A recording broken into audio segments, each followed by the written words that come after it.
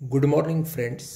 आपण बघणार आहोत कॉस्ट शीटवरचा प्रॉब्लेम, ज्याच्यामध्ये आपल्याला टोटल कॉस्ट आणि पर युनिट कॉस्ट असं दोन्हीचं कॅल्क्युलेशन करायचं आहे. Bharat electronics limited produce standard product and provides you following information for the year ending 31 March 2018. दोन कॉलम्स आहेत, पर्टिक्युलर्स आणि अमाऊंट. रॉ मटेरियल दिले बघा आपल्याला, त्याचा ओपनिंग स्टॉक, परचेस आणि क्लोजिंग स्टॉक. कस्टम ड्युटी दिलेले आहेत, डायरेक्ट वेजेस आहेत, चार्जेबल एक्सपेन्सेस आहेत, हालेज चार्जेस आहेत, लूज टूल्स रिटर्न ऑफ आहेत, works manager salary, cost of rectification असे काही आयटम आहेत. Office overheads are 10% of work overheads. Selling expense ₹4 per unit sold. Finish good देताना ओपनिंग स्टॉक दिलाय आपल्याला, युनिट आणि अमाऊंट. प्रोडक्शन दिले 10,000 युनिट वर्षामध्ये आणि क्लोजिंग स्टॉक 2,000 युनिटचा. प्रॉफिट डिझायर्ड ऑन कॉस्ट 25% आहे. आपल्याला कॉस्ट शीट बनवायचे, टोटल कॉस्ट आणि पर युनिट कॉस्ट दाखव. तर आता हा प्रॉब्लेम सोडवत असताना आपल्याला काही जे आयटम दिलेत त्यांचे आपण इफेक्ट्स बघूया. तुम्हाला माहिती आहे डायरेक्ट मटेरियलला आपण डीएम म्हणतो, डायरेक्ट लेबरला डीएल, डायरेक्ट एक्सपेन्सला डीई, त्याच्यानंतर फॅक्टरी एक्सपेन्सला एफ, ऑफिस ॲडमिनिस्ट्रेशनला ओ आणि सेलिंग डिस्ट्रीब्युशनला एस. अशा पद्धतीनं आपण त्या आयटम्सना नावं देत असतो. त्याप्रमाणे आपण इथं करणार आहोत. पहिला आयटम बघा, रॉ मटेरियल दिलेलं आहे आपल्याला, opening stock, purchase, closing stock, सगळ्याला आपण आरएम म्हणणार. कस्टम ड्युटी ही रॉ मटेरियलमध्ये येते, त्यामुळे त्याला आपण आरएम म्हणणार. डायरेक्ट वेजेस दिलेले आहेत, ते आपण डीएल म्हणणार डायरेक्ट लेबरमध्ये. चार्जेबल एक्सपेन्सेस म्हणजेच डायरेक्ट एक्सपेन्सेस, डी म्हणायचं त्याला. त्याच्यानंतर हलेज चार्जेस हे फॅक्टरीत येतात, एफ म्हणा. लूज टूल्स रिटर्न ऑफ फॅक्टरीमध्ये आहेत, F. Work manager salary factory, F. Cost of rectification ही देखील फॅक्टरी रिलेटेड आहे, so F. Office overheads are 10% of work overheads. जे काही आपले वर्क्स ओव्हरहेड येतील, फॅक्टरी ओव्हरहेड येतील, त्याच्या 10% एवढे आपले काय असणार आहे, ऑफिस ओव्हरहेड असणार. सेलिंग एक्सपेन्स हे प्रत्येक युनिटला ₹4 असणार आहेत, असं आपल्याला दिलेलं आहे. त्याच्यानंतर फिनिश गुड देताना आपल्याला त्याचा ओपनिंग स्टॉक दिलाय, प्रोडक्शन दिलंय, क्लोजिंग स्टॉक दिलाय. त्यामुळे काही तिथं कन्फ्युजन असण्याचं कारण नाही. तर आता हे करत असताना आपल्याला सुरुवातीला 2 गोष्टी लिहून घ्याव्या लागतात. पैकी एक गोष्ट असते ती म्हणजे आपलं प्रोडक्शन किती आहे, आणि दुसरी गोष्ट असते ती म्हणजे आपला सेल किती आहे. त्या गोष्टी आपण वेळच्या वेळी काय करणार, लिहून घेणार. सुरुवात करूया आपण प्रॉब्लेम सोडवायला. प्रॉब्लेम सोडवत असताना भारत इलेक्ट्रॉनिक्स लिमिटेडची कॉस्ट शीट बनवत असताना आपल्याला total cost, per unit cost असे कॉलम बनवायचेच आहेत. त्याच्याच जोडीला आणखी एक कॉलम आपल्याला बनवावा लागतो, तो म्हणजे युनिट्सचा कॉलम, म्हणजे आपलं काही कन्फ्युजन होणार नाही. आता हे कॅल्क्युलेशन्स करत असताना आपण सुरुवात करूया. 2 गोष्टी आपल्याला लिहून घ्यायच्या आहेत. पहिली म्हणजे प्रोडक्शन आणि दुसरी म्हणजे सेल्स. आता प्रोडक्शन आणि सेल्स कसे लिहिणार, तर प्रोडक्शन आपल्याला क्लिअरली दिलेलं आहे, produce during the year 10,000 units. Sales आपल्याला डायरेक्टली दिलेले नाही, ते इनडायरेक्टली दिलेले आहेत. आपल्याला ते वर्किंग नोट करून काढावे लागतील. युनिट्स सोल्ड बरोबर ओपनिंग स्टॉक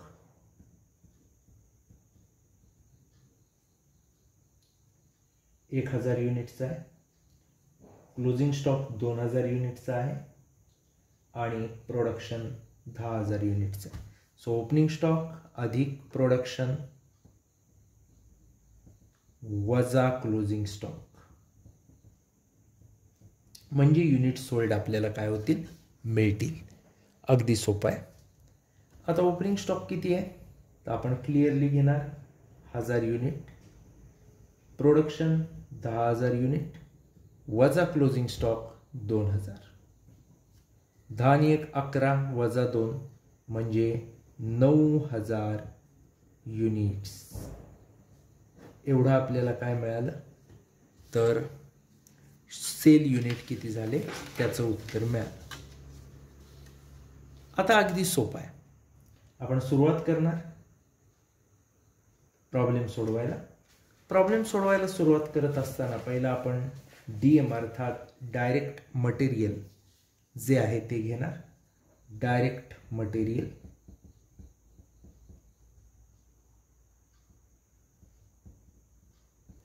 आता डायरेक्ट मटेरियल घेत असताना काय काय दिलंय त्याच्यात तर ओपनिंग स्टॉक, रॉ मटेरियलचा युनिट. आता प्रोडक्शन पर्यंत आपले कायम दिलेले आहेत तेच घ्यायचे. 10,000 त्यात काही बदल असायचं कारण नाही. स्टॉकचं बघितला तर ओपनिंग स्टॉक 1,00,000 दिलेला आहे. 1,00,000 भागिले 10,000 म्हणजे 10 पर युनिट येईल. ओपनिंग स्टॉक नंतर आपण घेतो परचेसेस. डायरेक्ट मटेरियलचे परचेसेस बघितले तर 8,45,000 आपल्याला दिलेले आहेत. Unit unchange 10,000. 8,45,000ला 10,000 भागलात की मिळतील 84.50. ओपनिंग स्टॉक झाला, परचेसेस झाला. त्यानंतर आपण घेतो कस्टम ड्युटी जो ॲडचा आयटम आहे. कस्टम ड्युटी आपल्याला क्लिअरली 5,000 दिलेली आहे. युनिट आहेत आपले 10,000. 5,000 भागिले 10,000 केलं की आपल्याला उत्तर मिळतं 0.50. आता याची टोटल घ्यायची कारण क्लोजिंग स्टॉक हा लेसचा आयटम आहे. टोटल जर घेतला तर टोटल येईल 8 ने 1 9,45,000 9,50,000. 84 94 ने 1 95. युनिट अनचेंज 10,000 लेस क्लोजिंग स्टॉक. क्लोजिंग स्टॉक म्हटला तर तो 10,000 आहे. युनिट त्यात काही बदल नाही. अमाऊंट दिलेली आहे आपल्याला 40,000. 10,000ला 40,000 भागला की आपल्याला मिळतात 4 रुपये. तेवढा 4.95 मधनं वजा होईल. 95 मधनं 4 गेले की राहतात 91. 40,000 गेले 9,50,000 मधनं की राहतात 9,10,000. अशा पद्धतीने आपलं डायरेक्ट मटेरियल मिळालं. दुसरा आयटम घ्यायचा डायरेक्ट वेजेस आपल्याला दिलेले आहेत. जसेच्या तसे आपण घेणार. डायरेक्ट वेजेस आपल्याला दिलेत 2,00,000.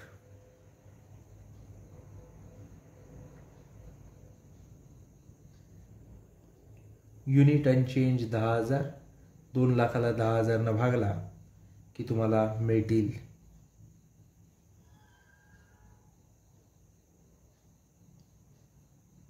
किती मिळणार 20. तर अशा पद्धतीने आपण डायरेक्ट वेजेस पर्यंत आलेलो आहोत. याच्यानंतर आपल्याला वळायचं असतं ते म्हणजे डायरेक्ट एक्सपेन्सेसकडे.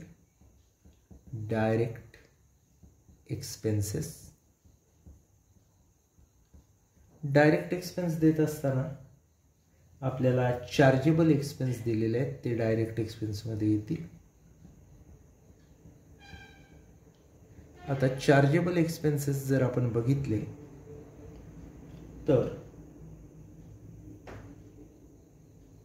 त्याची अमाऊंट आपल्याला दिलेली आहे 1,00,000. जशीच्या तशी आपण घेणार डायरेक्ट आउटर कॉलमला. युनिट आपले अनचेंज आहेत 10,000. 1,00,000 भागिले 10,000 म्हणजे 10.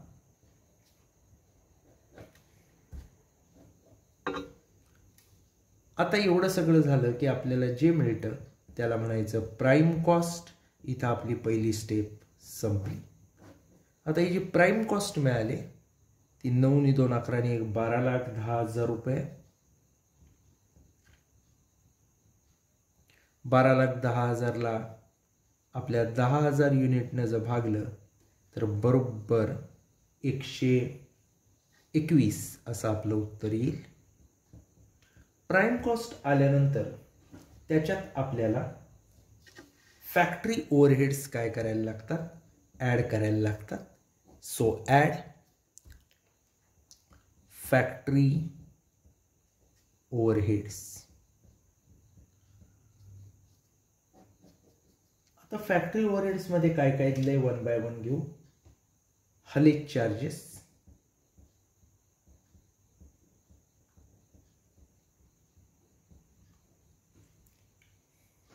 हलेज चार्जेस 10,000.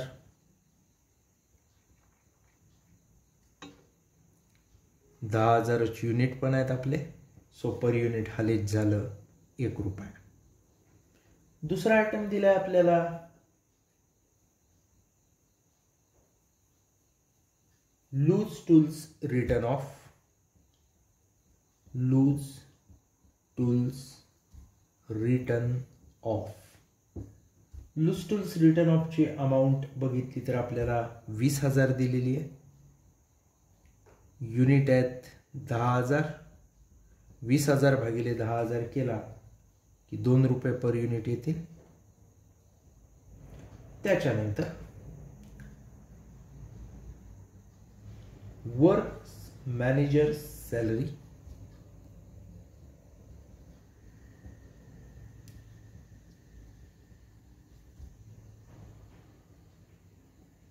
वर्क मॅनेजरची सॅलरी 1,65,000 आपल्याला दिलेली आहे. भागिले जर 10,000 आपण केलं तर उत्तर मिळेल 16.50. त्याच्यानंतर आपल्याला दिलंय कॉस्ट ऑफ रेक्टिफिकेशन फॅक्टरीमध्येच.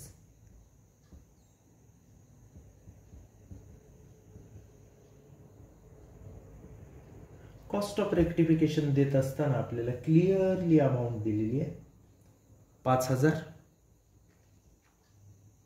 युनिट आपले अनचेंज आहेत 10,000. 5,000 भागिले 10,000 केलात की 50 पैसे राहतील. इथवर आल्यानंतर आपण एका स्टेजला आलोय. याची आता टोटल घेतली की आपण वर्क्स कॉस्टकडे जाणार आहोत किंवा फॅक्टरी कॉस्टकडे. याची टोटल घेतलात तर टोटल येईल बरोबर 2 लाख. युनिट आपले अनचेंज 10,000 आहेत. 10,000ला 2 लाखाला 10,000 भागलं की बरोबर 20 येईल. हे ॲड केलं की आपल्याला मिळेल 141 पर युनिट आणि 12 नी 2 14,10,000 ही आपली फॅक्टरी किंवा वर्क्स कॉस्ट असेल. ही आपली दुसरी स्टेप झाली. आता फॅक्टरी कॉस्ट मध्ये आपण ऑफिस ओव्हरहेड्स ऍड करणार. Add office and administrative overheads. किती? 10% ऑफ फॅक्टरी ओव्हरहेड्स. फॅक्टरी ओव्हरहेड्सच्या 10%. फॅक्टरी ओव्हरहेड्स आपले किती आले? 2 लाख. 2 लाखाच्या 10% म्हणजे 20,000.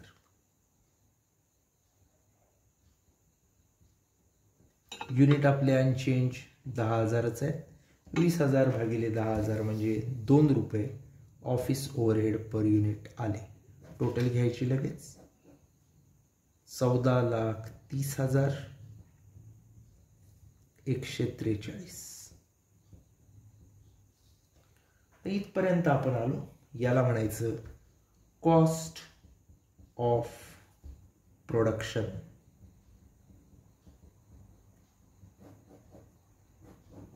त्याच्यानंतर फिनिश गुडचा ओपनिंग स्टॉक ऍड करायचा, क्लोजिंग स्टॉक लेस करायचा. या स्टेजला add opening stock of finished goods देताना दिलेला आहे क्लिअर कट. युनिट 1000,